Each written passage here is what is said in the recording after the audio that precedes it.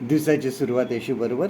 मी सामाजिक संस्थेमध्ये पूर्वी काम करायचो, तर बऱ्याच ठिकाणी ट्रेनिंग घ्यायला जायचो आणि बऱ्याच ठिकाणी व्हिजिटलासुद्धा जायचो, ज्या ज्या ठिकाणी काम चालू आहे. काही वेळा ग्रुप डिस्कशन ट्रेनिंगच्या दरम्यान व्हायचं.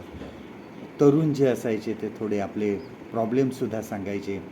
कोणी कामाच्या बाबतीत प्रॉब्लेम सांगायचं, कोणी त्यांचे पर्सनल प्रॉब्लेम सांगायचे. आणि एका तरुणाबरोबर मी बोलत असताना त्यांनी सांगितलं की त्याच्या घरामध्ये वातावरण खूप अशांत आहे, कारण त्याच्या वडिलांना दारूचं व्यसन आहे आणि दारू पिऊन मग ते घरी येणार, शिव्याशाप करणार, आदळआपट करणार आणि त्यामुळे आमच्या घरामध्ये एवढी शांती नाही आहे आणि मला पुढे जाऊन माझ्या वडिलांसारखं बनायचं नाही आहे.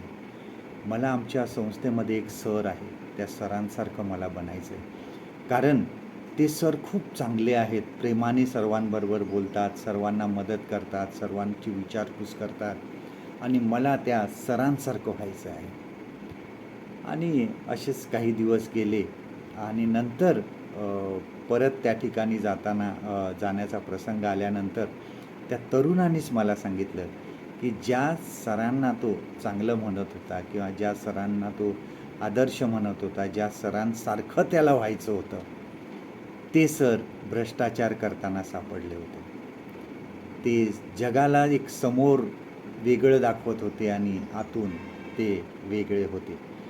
आपल्या जीवनामध्ये सुद्धा बऱ्याच वेळेस असं होतं की मनुष्याने खूप काही प्रतिष्ठा मिळवली, खूप काही चांगुलपणा जगासमोर दाखवला, आज्ञाधारकपणा दाखवला, तरी आपल्याला स्वतःला माहीत असतं की आपण कसे आहोत आणि देवालासुद्धा माहीत असतं. देवाला आपण फसवू शकत नाही हे आपल्याला माहीत. मनुष्य जगासमोर एक वेगळा व्यक्ती म्हणून स्वतःला प्रेझेंट करतो, परंतु आतून तो एक वेगळा व्यक्ती असतो.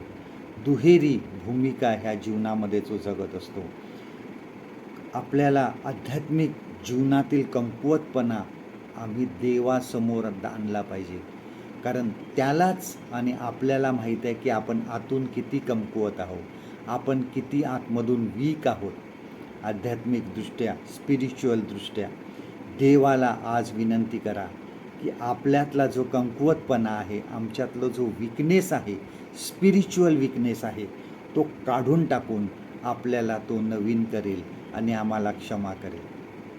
आजचं देवाचं वचन आपल्यासाठी हे आहे, योहानाचे पहिले पत्र याचा पहिला अध्याय आणि 8वं वचन, 1 जॉन चॅप्टर 1 and verse 8. आपल्याला पाप नाही असे जर आपण म्हणतो तर आपण स्वतःला फसवतो व आपल्या ठायी सत्य नाही. परमेश्वर करो आजचा दिवस तुमचा आशीर्वादित करो.